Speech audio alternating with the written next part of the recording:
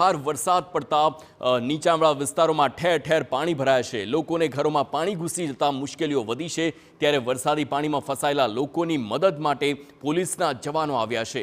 સંતોષીનગર વિસ્તારમાં પોલીસના જવાનોએ વૃદ્ધાને બચાવ્યા તો એ ડિવિઝન પોલીસે ભવાનીનગરમાં વૃદ્ધાનું રેસ્ક્યુ કર્યું છે। તેના દ્રશ્યો જોઈ શકાય છે, જ્યાં પોલીસના જવાનો જાણે કે દેવદૂત બનીને આવ્યા હોય તેમ લાગી રહ્યું છે। વૃદ્ધાને ખભે ઉંચકી તેમને બચાવી લેવામાં આવ્યા છે।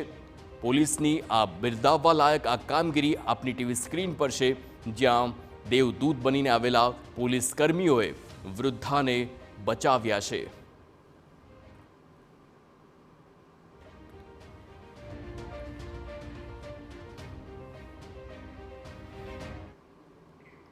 તો રાજકોટમાં જેતપુરના જૂના પુલની પ્રોટેક્શન વોલનો એક ભાગ ધરાશાયી થયો છે અને આ ભાગ ધરાશાયી થતાં જ સાવચેતીના ભાગરૂપે ભાદર નદી પરનો 150 વર્ષ જૂનો પુલ બંધ કરવામાં આવ્યો છે। પુલના બંને છેડે ગોઠવાયો છે પોલીસનો બંદોબસ્ત, કારણ કે અહીં પ્રોટેક્શન વોલનો એક ભાગ તૂટી પડ્યો છે।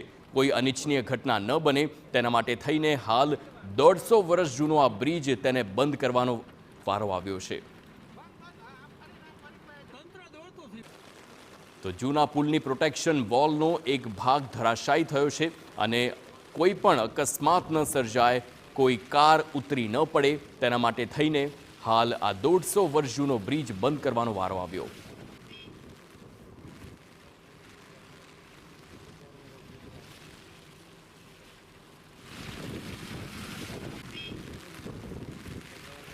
તો પુલના બંને છેડે હાલ પોલીસ બંદોબસ્ત ગોઠવાયો છે, જેથી કોઈ પણ વ્યક્તિ આ પુલનો ઉપયોગ ન કરે અને કોઈ દુર્ઘટના ન સર્જાય તેને ધ્યાનમાં રાખીને તકેદારીના ભાગરૂપે ખાસ કરીને રાત્રિના સમયે, અંધારાના સમયમાં પણ કોઈ દુર્ઘટના ન સર્જાય તેના માટેનું આયોજન કરવામાં આવ્યું છે।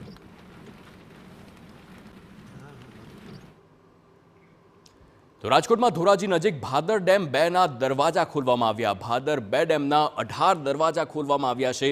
ડેમ બનાવ્યા બાદ પ્રથમ વખત તમામ 18 દરવાજા ખોલાયા છે। આ મોટા સમાચાર છે। ડેમમાંથી છોડાઈ રહ્યું છે 1 લાખ ક્યુસેક પાણી। તો નદીમાંથી પાણી છોડાતા ભાદર નદી ગાંડી તૂર બની છે।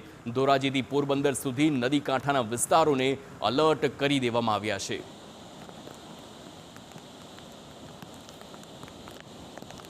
તો ભાદર 2 ડેમના તમામ 18 દરવાજા પ્રથમ વખત ખોલવામાં આવ્યા હોય તેવી ઘટના બની છે।